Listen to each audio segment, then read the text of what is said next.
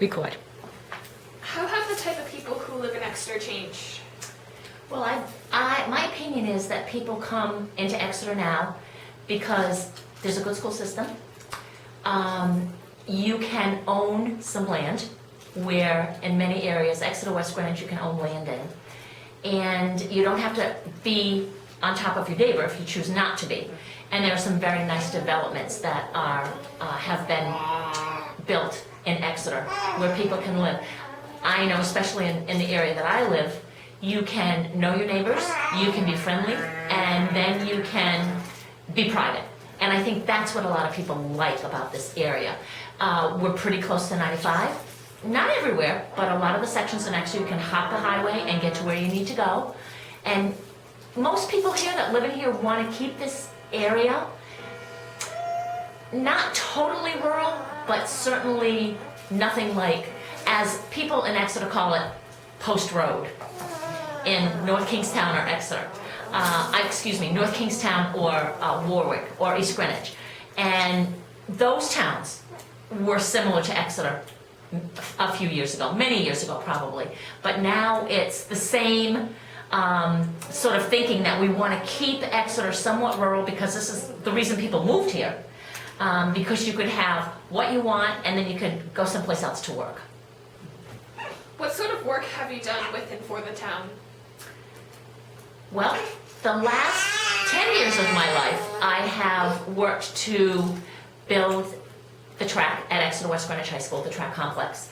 Before then, as soon as my children were school age, I always volunteered within the school itself, because for me that was important. I stopped working full-time for money, and I went to volunteering within the school. That was what I chose to do. And for the past, actually we're going to have our 9th annual Stephen J. Anderson race in October. And so for the past 9 years we've been raising money and building the track complex.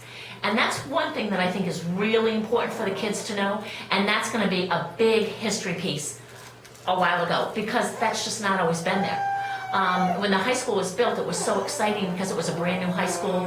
Kids could go to school in their own town. They didn't have to be bused elsewhere, and probably, I believe I was told it was like in the 40% range of dropout level for kids from high school. When you have to go outside of your town, and when you have to mingle with kids that you really don't know and are totally different from you.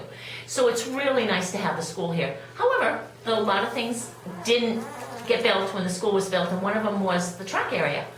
So that's what I've been doing for the past 9 years, and it's taken a lot of money, a lot of time, and a lot of work. Extremely worthwhile project. I've loved every second of it. But I'm hoping that all the students in the high school, students in the past, students to come, students in the future, will realize that with hard work, dedication, and help from others, that you can actually eventually get to a goal. Because I thought it was going to be much easier than it was, and it's been a hard road, but a great road. All right, are there any plans for the future of the town or for the school district? Well, there is for the future of the town. There is a group getting together. They've been together, and they have worked towards the futuristic Exeter, keeping the town somewhat the same, but wanting to make it more of a community than we are. We are a good community, but yet there's no center, as we talked about before. There's no place where people can meet except for the schools, which is awesome, and they're open all the time.